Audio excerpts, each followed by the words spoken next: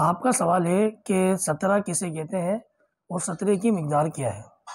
देखिए, सतरा जो निकला है वो निकला है सुतरुन से, और सतरा कहते हैं उस चीज़ को जो नमाजी के आगे रखी जाती है, जिसकी आड़ में नमाजी नमाज अदा करता है। अब जैसे फ़र्ज़ करें कि एक शख्स बाहर नमाज़ पढ़ रहा है, किसी ऐसी जगह पे नमाज़ पढ़ रहा है जहाँ से लोगों को आना जाना है, गुज़र है, तो उसको कोई आड़ लेनी पड़ेगी।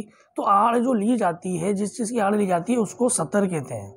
सतर की जो मिकदार है वो तकरीबन, इसकी जो लंबाई है वो कम से कम 1 हाथ है, मतलब इतनी तकरीबन 1 फीट के करीब होनी चाहिए इसकी लंबाई। और जो इसकी मोटाई है वो तकरीबन 1 उंगली के बराबर होनी चाहिए मोटाई। ठीक है। अच्छा, मस्जिद हरम के अलावा बाकी किसी भी मस्जिद में आप नमाज़ पढ़ें, कहीं भी नमाज़ पढ़ें, तो आड़ होनी ज़रूरी है। या मतलब ऐसी जगह पे लोग का गुज़र ना हो और कोई नमाजी आपके आगे से ना गुजरे। जो लोग मस्जिद में नमाज़ पढ़ रहे होते हैं, उन्हें इस चीज़ का ख्याल रखना चाहिए कि नमाजी के आगे से वो नहीं गुजरे। या तो सत्तर रखा हुआ उसके आगे तो फिर भले बेशक गुजर जाए, सत्तर नहीं रखा हुआ हो तो फिर कम से कम इतनी दूर से गुजरें उसके कि अगर एक शख्स के आम में खड़ा हुआ और उसकी निगाह जो है वो सजदे की जगह पे है, तो वो उसकी नज़रों में ना आए। मतलब 3 सफ़े करीब छोड़ के, 2 सफ़े छोड़ के, मतलब इतनी मिकदार होनी चाहिए उसकी गुजरने की कि जो शख्स नमाज़ पढ़ रहा है वो उसकी निगाहों में ना आए।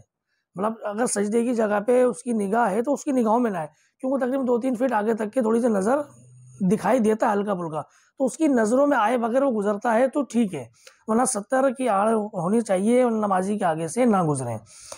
रिवायत हज़रत इब्ने उमर रज़ी अल्लाह अन्हु से फरमाते हैं कि नबी करीम सल्लल्लाहु अलैहि वसल्लम सुबह के वक्त ईदगाह तशरीफ़ ले जाते, आपके सामने नेज़ा लाया जाता और आपके आगे ईदगाह में गाड़ दिया जाता।